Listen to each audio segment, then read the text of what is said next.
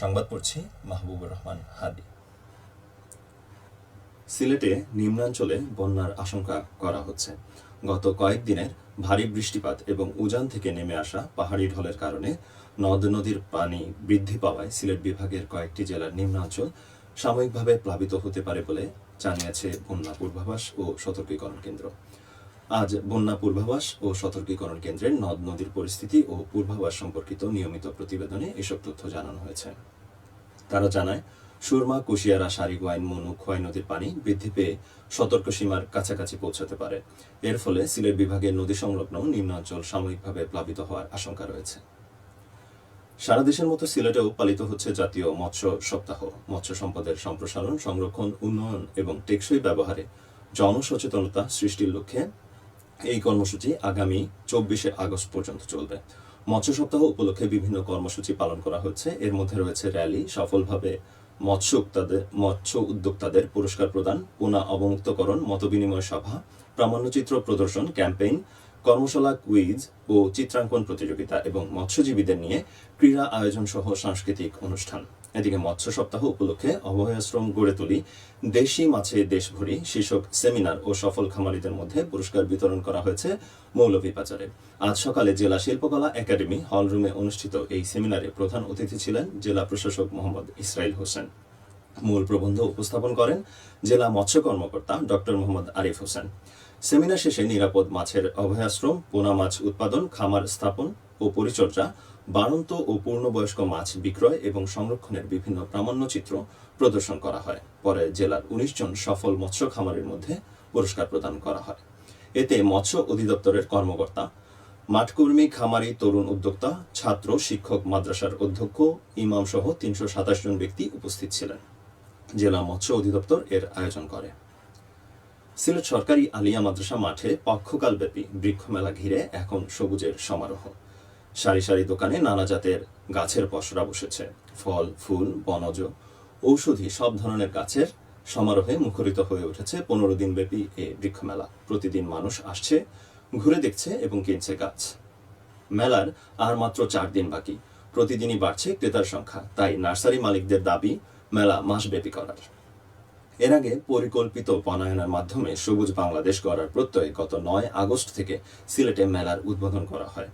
মেলার ক্রেতাদের উল্লেখযোগ্য সংখ্যাই হচ্ছে নারী। তাছাড়া ছেলে, বুড়ো সহ বাচ্চারাও মেলায় আসছেন প্রতিদিন। বিকেলের দিকে মেলায় ক্রেতা সমাগম বেশি হয়। প্রতিদিন সকাল 9টা থেকে রাত 8টা পর্যন্ত মেলা চলে। মেলায় বনজ, ফলদ এবং ঔষধি গাছের চারা বিক্রি হচ্ছে। এর মধ্যে ক্রেতারা সবচেয়ে বেশি ঘর সাজানোর গাছ এবং ফল গাছের চারাই বেশি কিনছেন। ঘর সাজানো গাছের মধ্যে ক্রেতাদের পছন্দের তালিকায় আছে বনসাই, ক্যাকটাস, এডেনিয়াম, অ্যান্থোরিয়াম এবং সবার পরিচিত মানি প্ল্যান্ট। বিক্রেতারা জানান, বনসাই এবং ক্যাকটাস সাধারণত ঘরের ভেতরে টি টেবিল, ওয়ার্ড্রোব, বসার ঘরের শোভাবর্ধনে রাখা হয়। অ্যাডেনিয়াম ও অ্যান্থোরিয়াম বারান্দা বা ব্যালকনিতে ও ছাদে টবে লাগানো হয়। গৃহিণীরা ইদানিং এই 2 গাছের দিকে সবচেয়ে বেশি ঝুঁকছেন বলে জানান তারা। অ্যাডেনিয়াম গাছ এপ্রিল মাস থেকে শুরু করে মধ্য আগস্ট পর্যন্ত ফুল দেয়। মূলত সরাসরি রোদ পেলে তবেই এটি ভালোমতো ফুল দেয়। অন্যদিকে অ্যান্থোরিয়াম একটি আকর্ষণীয় এবং জনপ্রিয় শোভাময় উদ্ভিদ, যা এর উজ্জ্বল এবং অনন্য আকৃতির ফুল ও পাতার জন্য পরিচিত। এগুলো শোভাবর্ধনের জন্য এখন অনেক জনপ্রিয় হলেও এর যথেষ্ট এবং পরিচর্যাও বেশ খেয়াল রাখতে হয়। সেই দিক থেকে মানি প্ল্যান্ট এখনো পছন্দের তালিকায় সবার শীর্ষে। সামান্য যত্নেই সুন্দর করে লতানো এই গাছ মধ্যবিত্তদের কাছে বারান্দার শোভাবর্ধনে এখনও তার জনপ্রিয়তা অক্ষুণ্ণ রেখেছে। পরিবেশের ভারসাম্য রক্ষায় বৃক্ষরোপণ ও পরিচর্যা এবং পরিকল্পিত বনায়নের গুরুত্ব তুলে ধরাই মেলার আয়োজনের উদ্দেশ্য বলে জানান আয়োজকরা। তবে বিক্রেতারা বলছেন, মেলায় ক্রেতা সমাগম ভালো, যাতায়াত সুবিধা হওয়ায় প্রতিদিনই ক্রেতার সংখ্যা বাড়ছে। খেলার খবর, ক্রিকেট। বাংলাদেশের সঙ্গে সিরিজ খেলতে আগামী 26শে আগস্ট বাংলাদেশে আসবে নেদারল্যান্ডস দল। এরপর সিলেটে অনুষ্ঠিত হবে 3 ম্যাচ সিরিজের টি-20 সিরিজ। 30শে আগস্ট এবং 1 ও 3রা সেপ্টেম্বর যথাক্রমে ম্যাচগুলো অনুষ্ঠিত হবে। এদিকে গত 6ই আগস্ট থেকে 17ই আগস্ট পর্যন্ত মিরপুর শেরি বাংলা স্টেডিয়ামে অনুশীলন করছে বাংলাদেশ দল। ঢাকার অনুশীলন পর্ব শেষ করে গতকাল রাতে সিলেট পৌঁছে গেছেন ক্রিকেটাররা। আজ থেকে সিলেটের মাঠে দ্বিতীয় ধাপের অনুশীলন শুরু করবে লিটন দাসের দল, যা চলবে আগামী 26 আগস্ট পর্যন্ত। প্রতিদিন হবে 2 স্লটের অনুশীলন।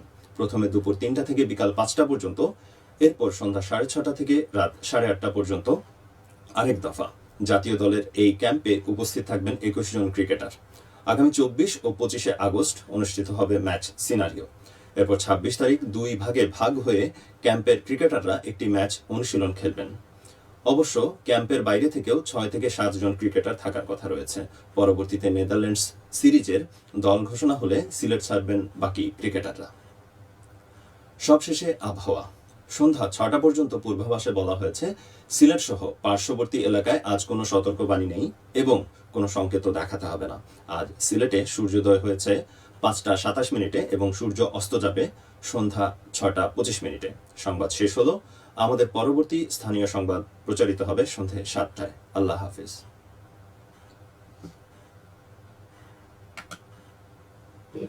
শ্রোতা বন্ধুরা, এখন শুনবেন হাসান রাজের গান।